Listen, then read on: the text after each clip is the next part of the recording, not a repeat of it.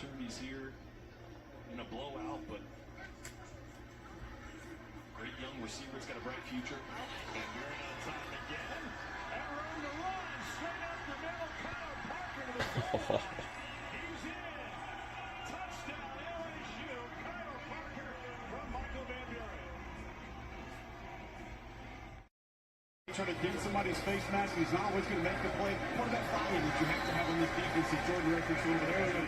And I'll tell you this, for my money, I make the argument AJ Hall's the best overall football player on this team. Just the amount of things.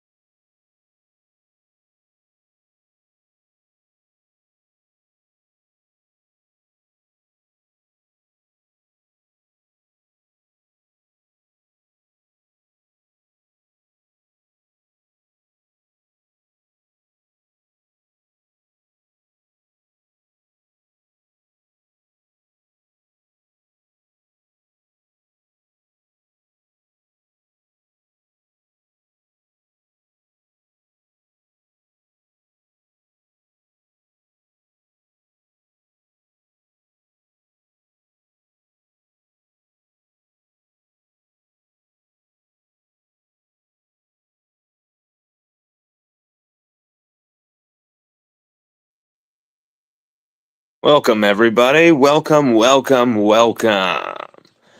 LSU Odyssey live here with you all. How you doing? How you doing, everybody? LSU's offense got going in electric style, 56-10 in the win over Southeastern. We are here with your LSU Odyssey recap, LSU Odyssey live recap. And how are you guys doing with this win? I mean, what are your thoughts on this win, first and foremost? Because 56-10 for the fourth straight game, you only allow a single touchdown to the opposition. For the first game, you score over 17 points. Or sorry, over 23 points, my bad. For the first game, you score over 2 touchdowns. You score 8 touchdowns, 4 on the ground, 4 passing through the air, 4 different receivers. Juwan Johnson had 2 rushing touchdowns, and then both quarterbacks, both first and second string quarterbacks, Garrett Nussmeier and Michael Van Buren, both had a rushing touchdown. But it was the impressive ways of Garrett Nussmeier that really caught the eye and made us feel a lot more jazzed about this win, even though it's against Southeastern. You know, they're a team that got shut out by Louisiana Tech. Okay. And frankly, had LSU starters stayed in the entire game, this would have been a shutout. However, it is impressive to see, among many things, not only the impressive performance from Nussmeier, me saying before the game, I don't even want him to attempt a pass And then for him to go out there and literally be slinging it all over the place, kind of like, I'm at the tail end of my torso abdominal injury. I'm actually getting out of that. I'm actually recovering from it. Or basically just to prove us wrong, I can still sling this thing. I don't know, but he looked fantastic. He was throwing the ball down the field with some absolute zip on the ball. You saw, I don't want to say it was an expansive downfield fiesta of like, the Dante Culpepper era of Minnesota Vikings, where you had Moss and Carter just running streak routes every other play. But this was a far more elastic, far more versatile LSU offense than we'd seen over the first 3 games, where end around to Berrien Brown for 9 yards. And then Berrien Brown, climbing the ladder over the top for the touchdown catch, his first LSU touchdown after being screwed, out of a touchdown, of course, against Clemson. He scores his first LSU touchdown after, we get these guys in the end zone. Xavier Thomas also scores a touchdown, and looks good, even though he played limited as well. It was really Juwan Johnson, 8 carries, 43 yards, 2 touchdowns, 2 rushing touchdowns on the ground, and then 1 catch for 14 yards that really was impressive on the ground, even though, once again, just 8 carries, but 43 yards, actual production on the ground, which we could not get out of Caden Durham. We could not get out of, except for a few plays where we finally schemed it right for Caleb Jackson instead of just running him up the gut right into a bunch of bodies. He broke it loose for a good play, but then looked to have some type of head injury, possible concussion, was kept out of the rest of the game, where the top of his head hit the ground in a very rough way. But rushing wise, 135 yards total on the ground. It still didn't feel dominant, for sustained stretches. It's not like we really controlled the game. I mean, this is Southeastern, but you love to see the offensive line get some type of confidence running the ball in the red zone, and that's what they did in a really good way. This last night against Southeastern was running it in from the red zone, whether it was Nussmeier in this kind of a tush push under center kind of weird play that they do with Nussmeier, and it's been very successful. And now he scores a rushing touchdown doing it. You had Michael Van Buren also scoring on a really weird quarterback keeper play. You had some invention going on with the offense. Of course, Xavier Thomas in the backfield once again. I believe it was just 1 carry for 6 yards, though. But you had Nussmeier also run for a 26-yard scramble at one point. And he kind of like laughed to the crowd and was kind of like, I get it. Look at what I just did. Like, come on. Like, I can run the ball, like, in your face. It was hilarious. The moment was hilarious from Garrett Nussmeier when he just, after that long scramble, he was able to kind of goad the audience in a funny way. Joseph Bennett says the offense is back and the SEC is in trouble. Well, I mean, Joseph, like I'm trying to say, man, I mean, like, okay, we looked better, and we looked like, okay, can we throw the ball down the field? Can we really test defenses and secondaries? I mean, if not for a pass interference where the guy basically tackles Chris Hilton Jr., we're also talking about Nussmeier having a 300-yard game in the first half, passing the ball. And we're talking about him having another passing touchdown for a bomb. And we're talking about Chris Hilton Jr. once again showing, the downfield threat that he has. Even though there wasn't a touchdown on the play, I still think, damn, you have to keep running that because look at what happened. They know exactly, oh my God, they got Chris Hilton Jr. running a streak or an out and up or a stutter and up or whatever. He's going to make that move and he's going to take it to the house. And Nuss is going to have the arm to hit him wherever. As long as Nuss keeps the thing in bounds, Chris Hilton Jr. has the speed to get there. And you saw that effectiveness where just took him out. And so the pass interference moves us there inside the red zone, on the cusp of the red zone. Nuss bullets it, I believe, to Barry and Brown and a touchdown. Let's go through some of the game here because, once again, you didn't see much of Whit Weeks in this game. And maybe that's a good thing where these guys just keep getting extended rest, you know. But you didn't really see much of Whit Weeks except for one play where he stuffed this dude for a TFL. That was an absolute badass play by Whit Weeks. Did not get credit for the tackle for loss. I think they just marked it at basically saying that he stuffed whoever this was, this running back, at the line of scrimmage. I don't agree. It looks like he completely stuffs him behind the line of scrimmage, but it's not the first time the Weeks brothers were screwed out of TFL stats. I'm trying to actually add the video here to what we've got already to show you guys, but we, for some reason, cannot download that to the rest of the program. Let us see here. And we have a missed call here. Wow.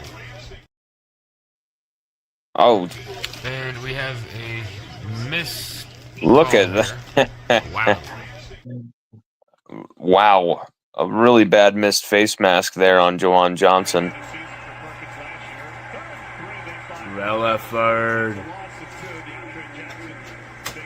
See, where's the credit for a Whit Weeks TFL there? Look at that. Look. Relaford.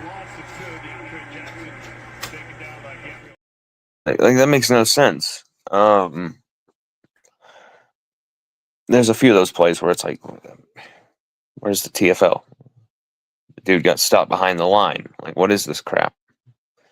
Some of the ways they give statistics in football drives me nuts. They're so precious about it and so like you have to earn it. But it's like, I understand that, but when players earn it, you still, do everything you can to screw them out of it.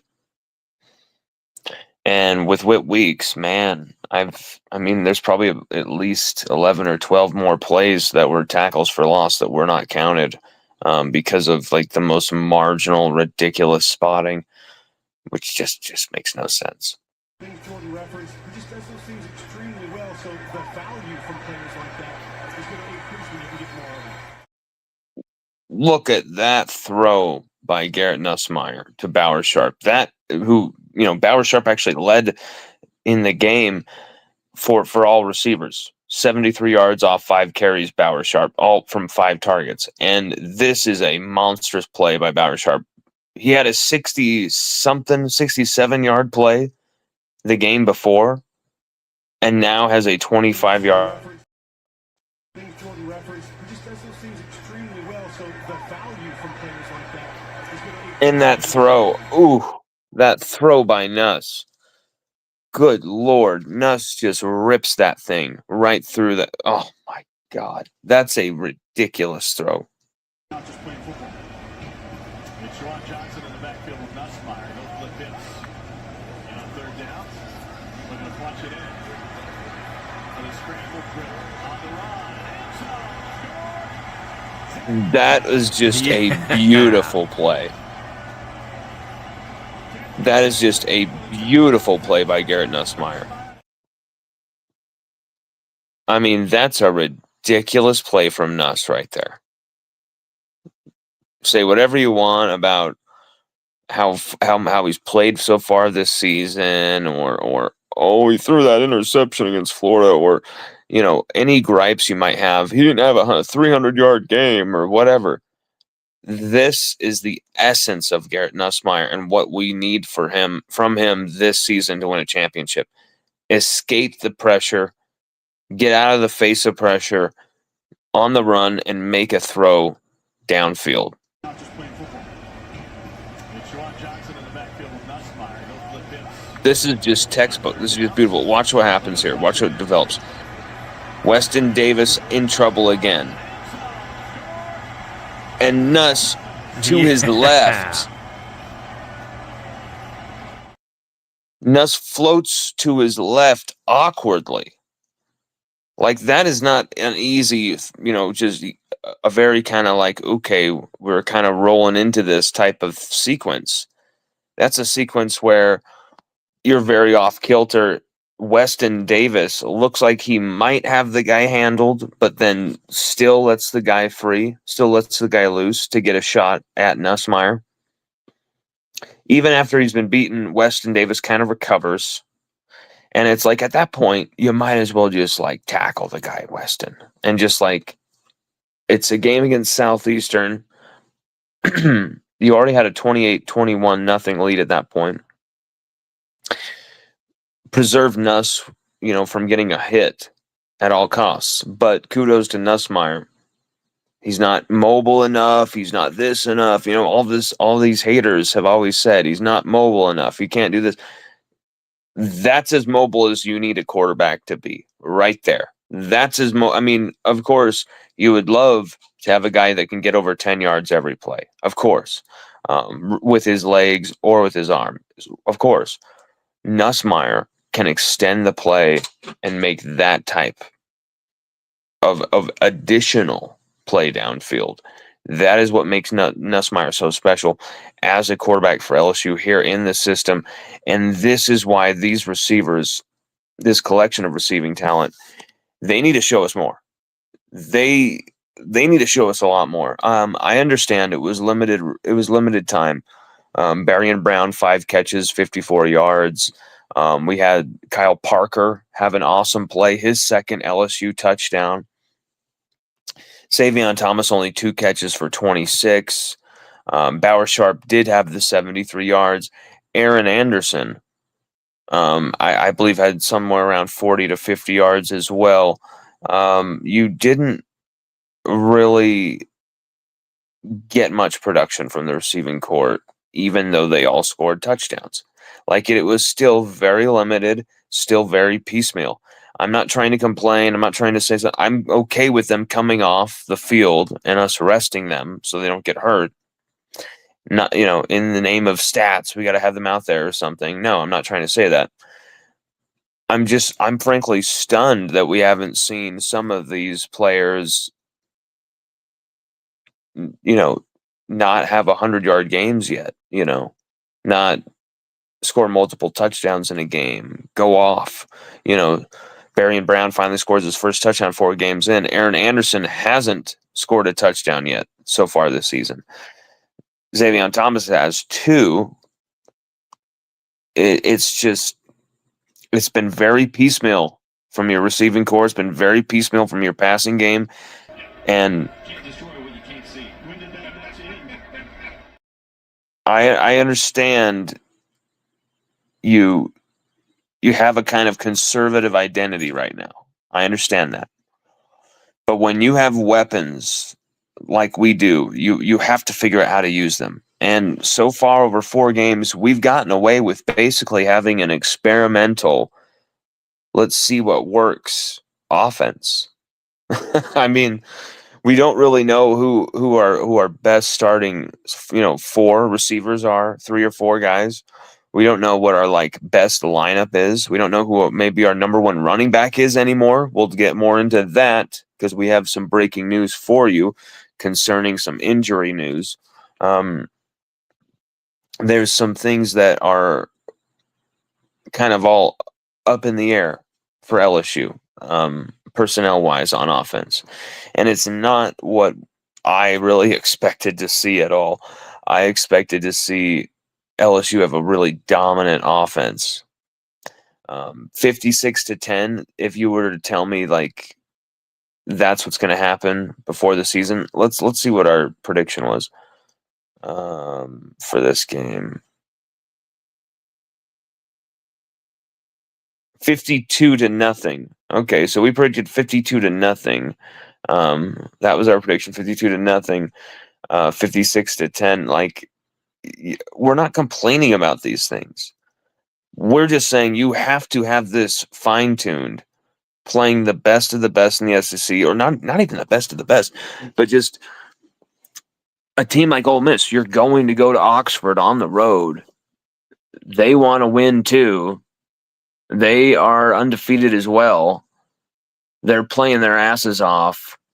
You have former LSU Tiger Sage Ryan actually getting a forced fumble with a pretty wicked hit yesterday. You have Austin Simmons. I don't think LSU can lose this game to Ole Miss. I think it's going to be a very interesting chess match between Blake Baker and Lane Kiffin.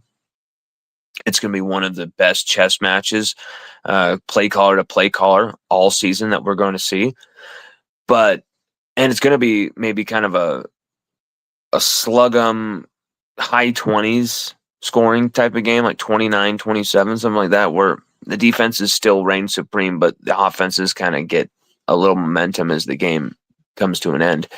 But I see this being a really interesting chess match coming up here, and that's what really stunned me about this game going into Ole Miss is offensive stuff aside. Like, okay, we can see that this offense, if Nussmeier is fully healthy and can actually put the football down the field, if Joe Sloan can stop being so conservative and take the handbrakes off, if Brian Kelly will allow Joe Sloan to actually take the handbrakes off, if LSU can find someone at running back who can take this team to some type of sustained rushing, I'm telling you, if LSU even just has limited output from this offense, just a little bit here from your receiving core, a little bit here from your rushing, attack, and maybe guys have 56, 60 yards as their, highs in games, and you're thinking that's not that impressive. But as long as it's like, punching in a big interception from 15 yards away, as long as it's putting points on the board, finishing drives off, I really don't care in a way. Just win. But when you have certain weapons that are really unstoppable so far this season, in my opinion, from what we've seen when they've been given the football, Aaron Anderson and Barryon Brown need to be given the football a lot more, a hell of a lot more. Get some opportunities here in a blowout. Let's try and find. Oh, that was the Shanklin sack. That was the throw to Chris Hilton Jr.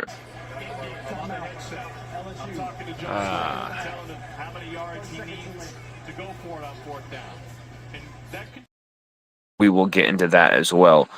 Aaron Anderson, man, like, always, what a move there. He's always going to deliver for LSU. And he did it again this last night on critical downs. It's always third downs, too. Like, the dude has something about delivering on third down. And we need to get him the football a lot more. And we need to get him the football in space a lot more. A hell of a lot more.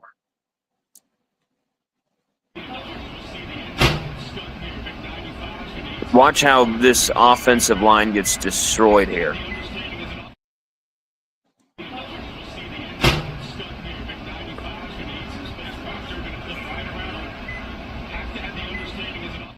I mean, there is no one even there. There's no one even there to stop Caleb Proctor. Louisiana State championship at the 1A level. Second and goal. Deep left spot. End zone shot. And then that's beautiful. Then there's the beautiful side of it. LSU finishing in the red zone. Nuss throwing up a perfect ball right there.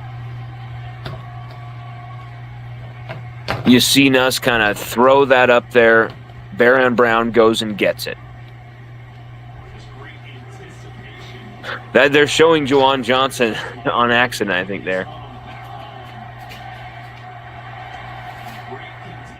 See, I mean, that's not really quite a downfield shot or anything like that, but that's the expansion of the offense that we need to at least see in those type of doses. I mean, come on. Not just playing football. It's Juwan Johnson in the backfield with Nussmeier. He'll flip it. Things Jordan referenced, he just does those things extremely well, so the value from players like that is going to increase when you can get more. Maybe in the season for Perkins last year. Three, they find Rella.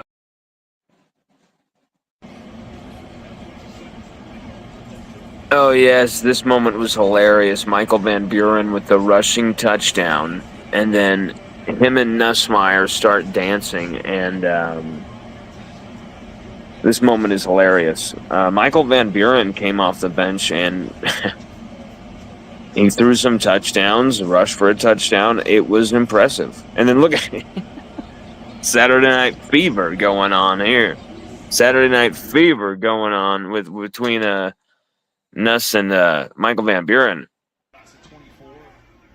Here is this play from Kyle Parker, number 12, who had a brilliant touchdown early last year before injury, broke his collarbone. Fights through multiple hits and tackling attempts, and scores a brilliant touchdown. Okay, you've identified that he can do that. Now, don't just let that be the only time you see him do that this season. You know what I'm trying to say? That's been the problem I've had with the Joe Sloan offense.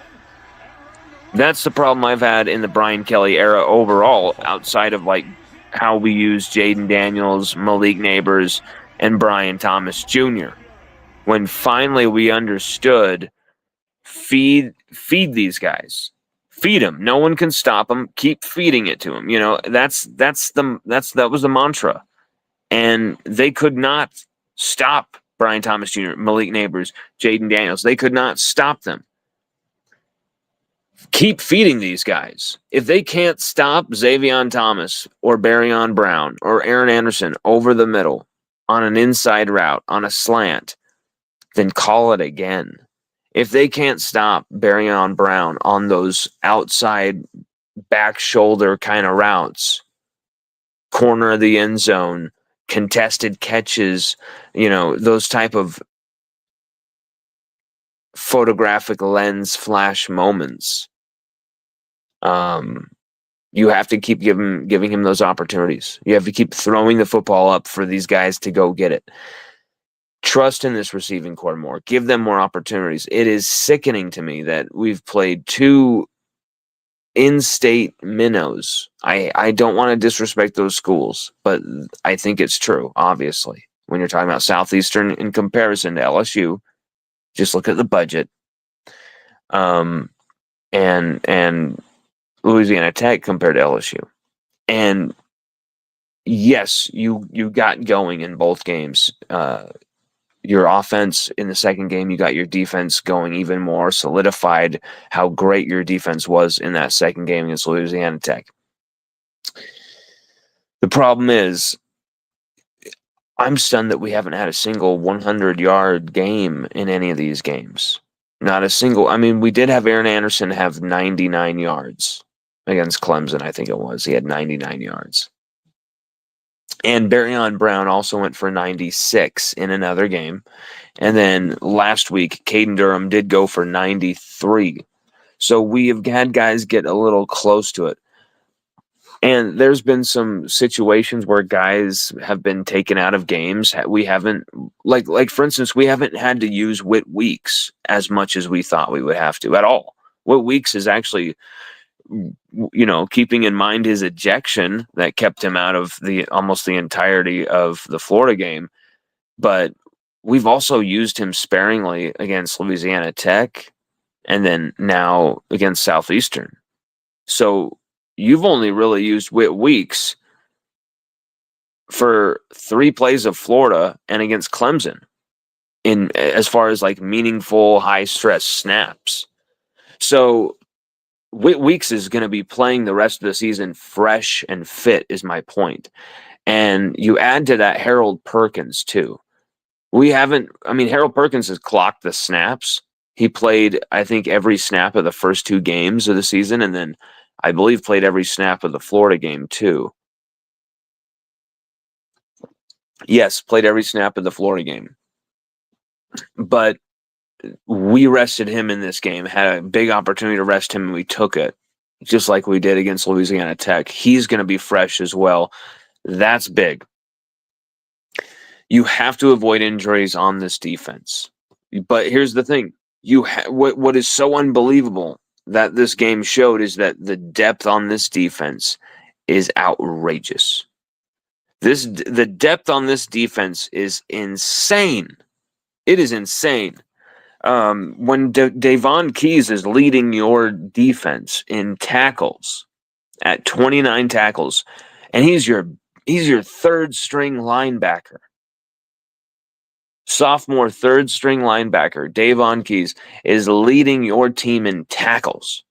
He had 15 against Florida in the SEC opener when your team desperately needed him to step up and show up and really be counted. And he, with Whit Weeks' ejection so early, you had to have him come in and be the player he had shown you he could be against Oklahoma, against Baylor, against Louisiana Tech. He had 9 tackles and led the team as well. And guess what? He was second to West Weeks in that game, who had 10. But still 9 tackles. And then comes in, has 15 against Florida. Incredible from Davon Keys. Again, just the stat sheet is just littered with what he has been able to do. 29 tackles, 6 quarterback pressures, 1 TFL, although it's for 2 different plays where he only got half of a TFL statistically for it, and then a half of a sack. He also has a few quarterback hits and 1 pass breakup in coverage.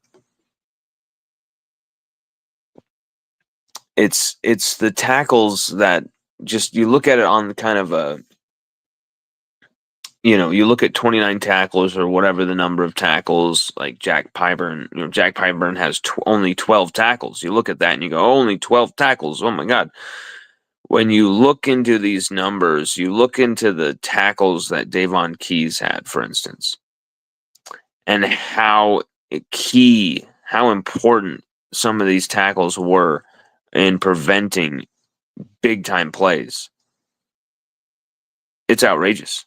There's so many big-time, shoelace, shoestring, get the guy down any way, shape, or form type of tackles from a guy like Davon Keys or a guy like Jack Pyburn on the edge. And so you've seen some great contributions all across this defense. And the depth has been incredible. Jacoby and Guillory as well. I mean, you got Keys. Look right there. Keys just smashing DJ Lagway. Jack Pyburn has also been involved in 2 sacks now. Has just 1 sack total, but has a half of a sack to be involved in 2 sacks as well. But Pyburn's been awesome, and we haven't had to use him a ton as well. So he still has a lot of gas in the tank for this season, which is going to be a long season still. And then Keys, he's logged the snaps too, but Whit Weeks has been fresh in his stead too. But somebody who I really want to talk about as being a player of circumstance, a player of brilliance. And I know, we had Damian Shanklin grab 2 sacks. We had Damian Shanklin grab 2 sacks out of nowhere at the end of this game. Here he goes again. There's his second sack. I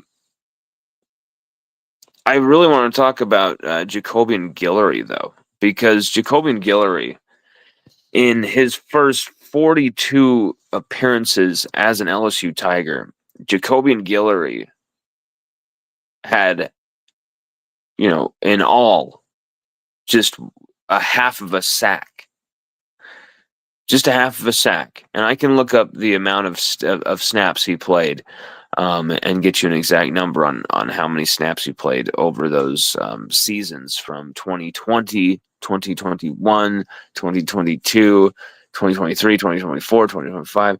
I mean, obviously out after, however many seconds, he played just the first game against USC, and then I believe the first half against Nichols, right before half, goes down. But Jacobian Guillory, man, he is a player who already has 1.5 sacks on the season. Guillory already has 1.5 sacks, 3 times the amount he did in his entire LSU career before then. And just in the last 2 games, he was also responsible for drawing some really, really key holding penalties. Making his presence felt through the gut, through the middle of that defensive line, that offensive front, where he's just disrupting everything in sight. And maybe you can see it, maybe you can't. Maybe your eyes don't go immediately to the defensive line or the offensive line when the game is, the whistle is blown, the snap is called. But my gosh, Jacobian Guillory, he's been great. And here he is again, sharing a sack with Jack Pyburn.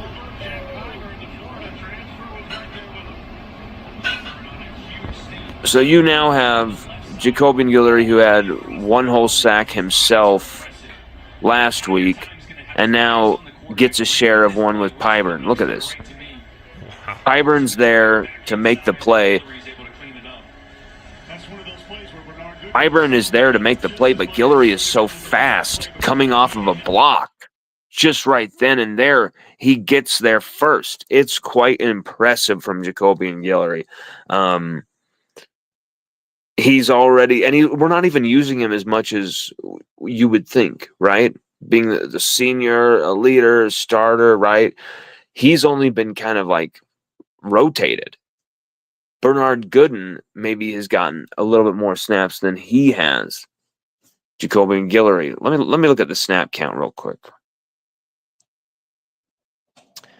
Let me look at the LSU snap count real quick here.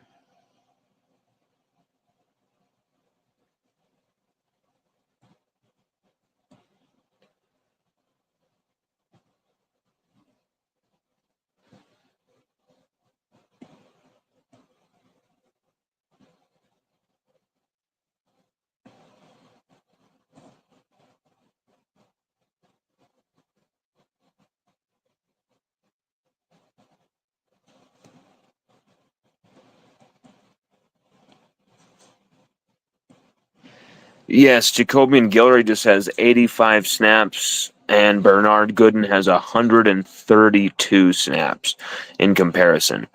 So he's been impressive as hell, Jacobian Guillory. Impressive as hell. You haven't quite seen everything be statistically shown for his greatness, and yet he's still getting way more in statistically than he had in all of the years combined prior. Like, it's great to see, and there's so much more in the tank. No pun intended, big tank Guillory. There's so much more for him to show this season as well. And really, Bernard Gooden and him alongside each other has been a fantastic tandem, but so is McKinley Bro or McKinley Gooden. You have so many good options there. Ahmad Bro has had moments where he's getting in there at the quarterback or stuffing things right at the line of scrimmage. You have so many awesome moments here from Jacoby and Guillory, involved in 2 sacks now. Drawing holding penalties that killed drives. One of his holding penalties was against Florida, and it directly took 7 points off the board. It was incredible. So Guillory has been extremely effective. Extremely effective. So is Bernard Gooden. You saw him punch the ball out last night. Freaking brilliant. But yes, Guillory, we had to talk about him. Incredible moments from him. Caden Durham, though, back to the offense. We're really worried about Caden Durham because, as the commentators also showed, they showed something during one of the breaks that was very interesting. And I should go back and film it if someone hasn't. But there's these plays where you're thinking the offensive line is to be blamed, and you're like, damn, the offensive line missed a block there. What are the Joe Sloan, Brad Davis's offensive line? And then you actually watch a football person explain it, and they're like, actually, the offensive line blocks this perfectly. Caden Durham is not picking the right hole. Caden Durham is too hesitant. Caden Durham is being tentative, going into the hole, or picking when to cut the thing back. It just helps you understand the game of football, to understand that, like, it's not just like the offensive line has to just block and then you're good. The running back has to pick the right hole. The running back has to hit the hole at the right time. The running back has to have the right timing with the play. And Caden Durham hasn't had that so far this season. There's only been a few explosive plays, and that's accounted for most of his yards. The rest of the plays have been, up the middle, off tackle, a failed counter for like 1 or 2 yards, or a loss. There's been quite a bit of losses. And it hasn't been something we've wanted to see at all, or thought we would see at all. Caden Durham is a Maxwell Award. He was on the Maxwell Award watch list. Maxwell Award watch list running back Caden Durham, only a second year, had an incredible, fantastic freshman season, but a freshman season that was blighted and interrupted by injuries. And here we are again, where his ankle, the same area he's been injured at before, is roughed up again. Here we go.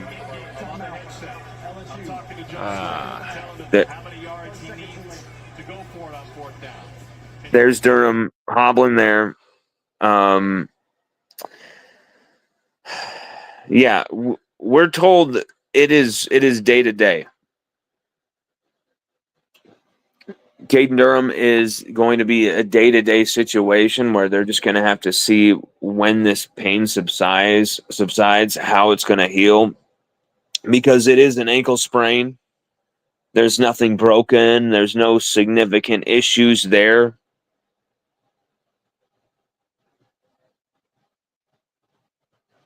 But this is still a player that, my God, when he's firing, Caden Durham, when he's on hitting all cylinders, he is a freight train of hate pain. This dude is an unstoppable, abominable, workhorse of thoroughbred,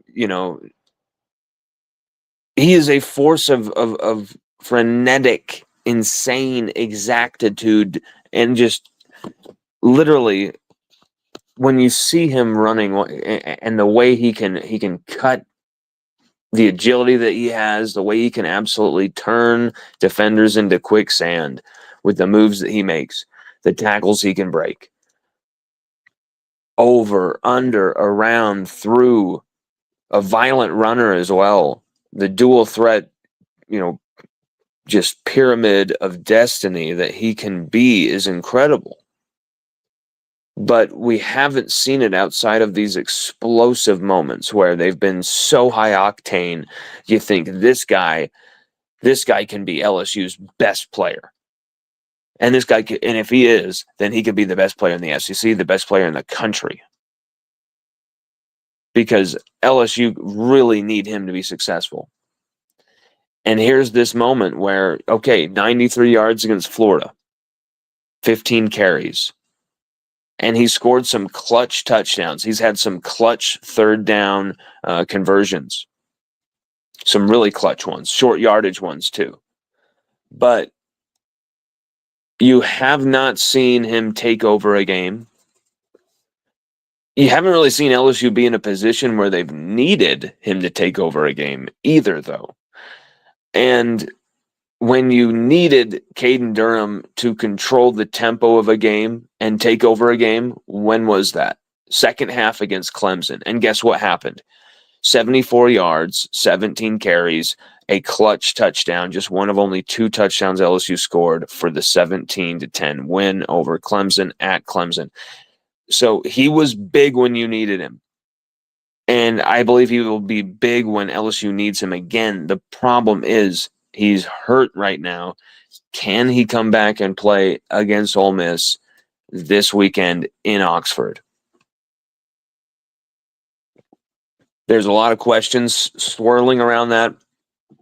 An ankle sprain once again, but here's the thing I know very well about ankle sprains. It's the area that I received the most injuries on my body when I played sports was my ankles. And that was mostly in soccer. I didn't have an ankle injury from playing football. The football injuries I had was my thumb. My left thumb is still crooked to this day. And it's absolutely grisly looking. There's a few others, but for space of time, where we'll just go, Caden Durham, we don't want to say he's injury. He's an injury hit player. We don't want to say he's injury prone. We don't want to say that Caden Durham, these injuries are starting to become a theme. Blah, blah, blah. It's not a theme quite yet. He had the toe last year. He played through the toe for the team. Had over 1,000 total yards, yes. And you wished it could have been more, and certain things could have happened. And maybe LSU get in a college football playoff if he's able to play in one more game, get the ball a few more times, be at 100% health, because he's that electrifying of a player. But it wasn't to be. And you couldn't blame this freshman for playing through what was already a nasty injury. And when you play through nasty injuries, sometimes, you can only go so far, and then you're done for. You can't keep going. You're out for the season or out for that string of important games. With Caden Durham, you absolutely need him to be to be successful this year. I don't think you can lean completely. I've heard people say this online. I've seen people say you got Harlem Berry, you got Juwan Johnson. You don't need Caden Durham. And it's like, so you've got Harlem Berry, Juwan Johnson, Caleb Jackson. You've literally got 3 running backs left. Just 3 running backs if you don't have Caden Durham. And with Caden Durham, you've only got 4. I mean, what the hell? I mean, like, JT Lindsay should be there. I understand that. There's that whole legal thing. And then Trey Holly. You should have 6 running backs. You don't. Now you've only got down to 4. You might only have 3 healthy backs going into this game against Ole Miss. And it makes it even more concerning going into this game against Ole Miss in Oxford, because I believe LSU are going to have to run the football for at least 90, 100 total yards on the ground to win this game, because I don't think you can just put your defense out there possession after possession after possession in this game against Ole Miss and win this game. I think your offense is going to need to control the football, whether that's short passing, whether that's, gutting it out on the ground Juwan Johnson, maybe Caden Durham is able to go for a bit here and there. I do not care. But you've got to figure out a way to control the tempo of this game in Oxford for LSU to not have some type of wild upset that, this was an opponent that I usually would say is going to be a tough outing for LSU. Going into this season, I thought LSU would wipe the floor with Ole Miss, and I had LSU winning like. Let's look. We can actually look it up exactly what I had. We had LSU winning 38-17. I was going to say 36-17, but yeah, we had LSU winning 38-17 in that game. And so it's evident that we have some respect for Ole Miss, but we don't think they have enough to beat LSU. I got to admit, going into this game, now, week 4, I have more respect than I thought I would have for Ole Miss. And I'm more worried about Ole Miss than I was going into the season. I do think this is a worrying moment here for LSU because Nussmeier's hurt in multiple places. And don't you just love that he's in the game for no reason, already up 35-0 with the best defense in college football against Southeastern, a team that if you left your starters or even half of your starters in, would never have scored a point on us, even if that game had been played clear till now. They wouldn't have scored. And you have Nussmeier in there. And I love that Nussmeier throws another touchdown pass. I love it. But what I don't love is that Nuss takes a low shot again, right into the knee, and he's hobbling. And that's pretty much the last time. And yes, I know he's doing the dance with Michael Van Buren. It looks like he has no problem. He's out there, handshakes with everybody, fist bumps. And I've told you this. Nuss is going to be a brick wall. He's going to play through any type of injury. He's going to be out there until he is like knocked unconscious and like they have to take the control of the decision from him. Like he's going to play through everything he possibly can. A torn ACL if he's going to pull a Phillip Rivers from 2007 if he could. But you don't want that to be in. You don't want to put this young man in that much jeopardy. He doesn't have to be in that much jeopardy. You didn't have to have him in that second half for that first series. You didn't have to do it. I don't give a shit if it's part of the plan. Plan is changed. You're up 35-0, and look what happened when we put Michael Van Buren in. LSU continued to score points. So if that's what Kelly was afraid of, we want to keep the tempo going. We don't want to. I understand that. Maybe Nuss coming back for that second half, throwing the touchdown, kind of said, all right, Mike, MVB, come top that shit. Like, maybe MVB would have already felt like that going out for the second half. I don't know. It's good that there was still that impetus to keep scoring, to keep pushing the football down the field. I was expecting it to be so conservative once Michael Van Buren came onto the field, but it wasn't. They kept pushing the football down the field. They kept trying to score points. You saw that touchdown from Kyle Parker. You saw that rushing touchdown from Michael Van Buren. It was a lot better than expected. Both halves. You scored 21 points in the second half, 35 in the first. So it wasn't even really like a lopsided, just scored only in the first half. You scored 3 different touchdowns in that second half. Van Buren's touchdown run, Van Buren's touchdown pass to Kyle Parker, and then to start it off, Nussmeier to, was it Berrien Brown? I think it was. I think it was either Nussmeier to Berrien Brown or Nussmeier to Xavion Thomas.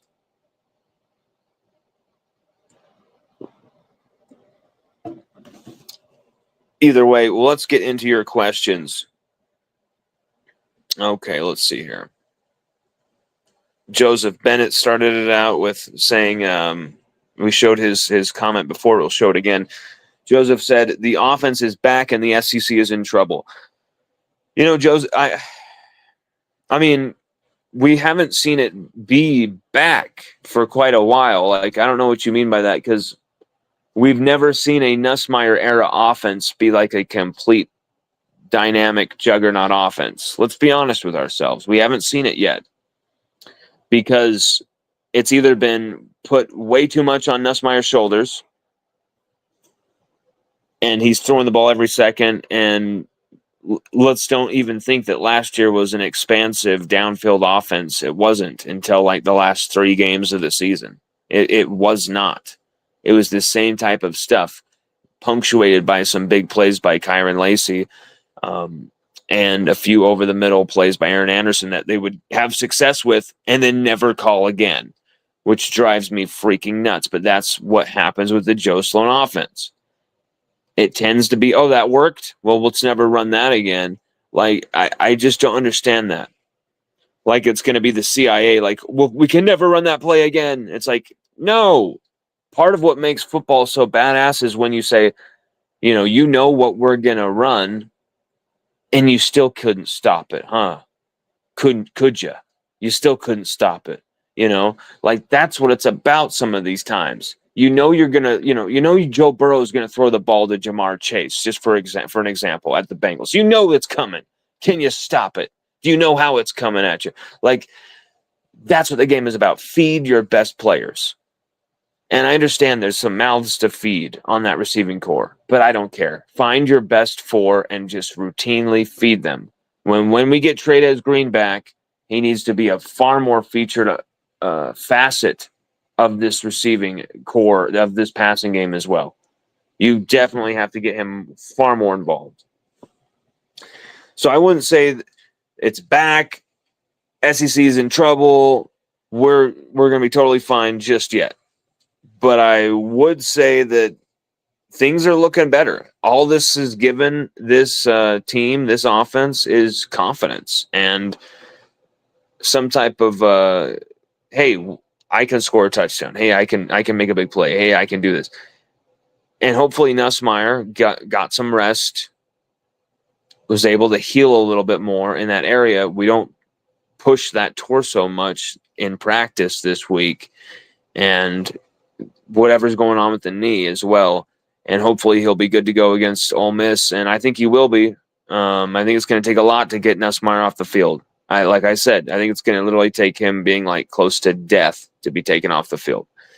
That's how much this means to him. That's how much this season means to him. And now, here's the thing, too. You're past that 4-game threshold, so keep in mind guys who've played 4 games, too. That's their year of eligibility. And keep in mind guys who haven't played those 4 games of eligibility. Guys who maybe they want to keep a red shirt.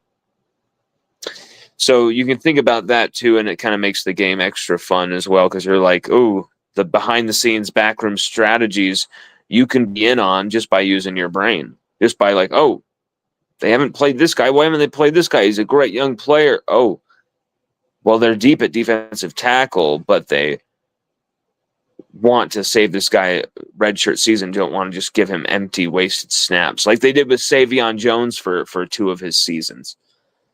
If Coach O didn't play him in that 2021 season for 0 reason, Savion Jones could have played this year for LSU. But, he's doing good with the Denver Broncos, so I guess it all works out in the end.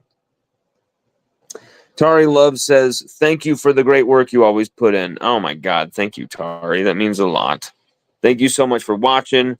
Thank you so much for being part of the crew. You're always posting. I hope you guys watched the 2-hour Southeastern show on Friday, because that show was absolutely hilarious. It was outrageous. The comments were crazy. Even Shay Dixon from On3 joined the comment section. It was a great time, a hell of a time. Cole Adams says, let's see here. Lon went back and watched some Caden at Duncanville High School outside zone team. I don't know who or why he continues to cut him back inside. Any thoughts? We got to get this fixed. I don't understand. It's his fault. he's not making the right cuts. He's not reading the field right. And now he's a bit injured. Our offensive line isn't able to block for him on other plays. I think there's a lack of trust because of that. I think there's a lack of chemistry because of that. On those cutbacks, you really those counter plays, you really need to trust that right tackle is going to have your back, and there's not going to be some edge guy or outside linebacker or maybe even a corner spilling down in there and just smashing you in the shoulder, and you can't even see it coming. That's what you're worried about. And maybe there's some hesitancy from Caden Durham because of the way that Weston Davis has played so far.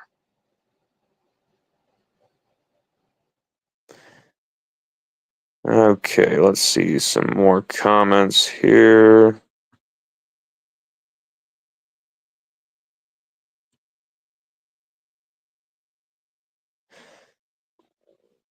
Cole Adams says, why won't this work?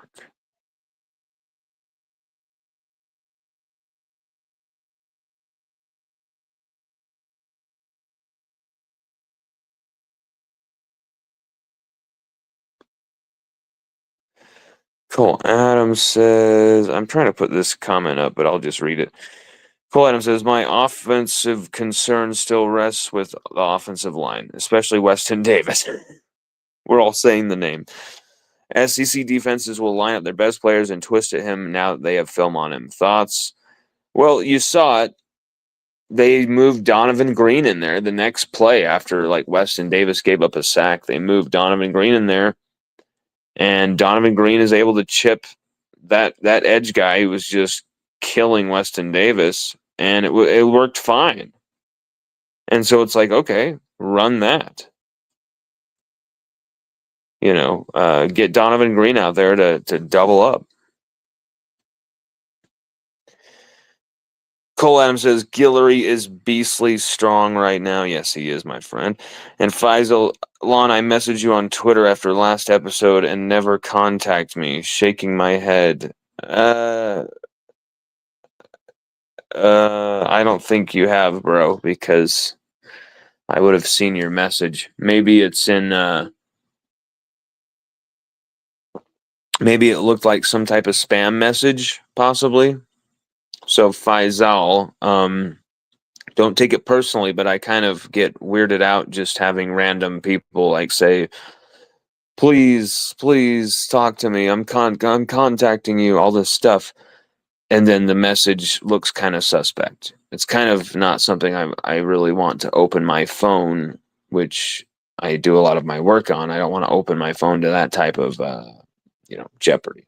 So you can understand that, hopefully. And hopefully you won't, message me with kind of spammy looking stuff. And it'll be stuff that I can understand and stuff that's safe to open. Jamal says, Nuss cannot start slow like he did this weekend. Yeah, I mean, we've seen Nuss starting slow throughout his entirety of these 2 years as a starting quarterback for LSU. You saw Nuss start slow against Ole Miss last year. Against Ole Miss last year, it was probably Nussmeier's worst game last year. Nussmeier had real trouble last season against Ole Miss. You go back and you watch the tape, he had some real trouble against Ole Miss. And I believe he threw an interception, had a bunch of pass breakups, a bunch of just strong coverage by Ole Miss. They had all those good transfers there, and they all really were fantastic. Walter Nolan up front causing a ton of just disturbance, and Nuss could never really feel confident about what he was slinging. And then Nuss turned that corner in that second half of the fourth quarter. Really didn't get going until that happened. And then the second half of the fourth quarter, some of the most clutch, some of the clutchest plays we've seen in recent LSU history from Nuss, from Mason Taylor, from Aaron Anderson. Those three just delivered victory. First tying it with 0 seconds left or whatever, I think it was, right on fourth down, do or die play. You had to score. You're going home, and Aaron Anderson catches it to tie it up, and Nussmeier and Lacey connect that epic Kyron Lacey moment where he scores, and we beat Ole Miss, and everyone runs onto the field. Special moment. That's a moment that could happen against Ole Miss this week. But games at Oxford are always very strange. We've seen shootouts there. We've seen brutal trench warfare there. We've seen defensive, fights in these games against Ole Miss. But mostly in recent years, we've seen a ton of points, a just ridiculous shower of points. And so I don't think we're going to see that this season, though. Not with this defense. Everybody, thank you so much for watching the show, for joining with us. We'll be having some more to talk about tomorrow. I hope we will be able to reveal more of some stuff that we were getting. We're trying to figure out whether we can put that in an article or if we want to do that vocally through a show. So give us just a bit to figure that out. Thank you so much. You guys are the best. Thank you for watching. Have a hell of a night.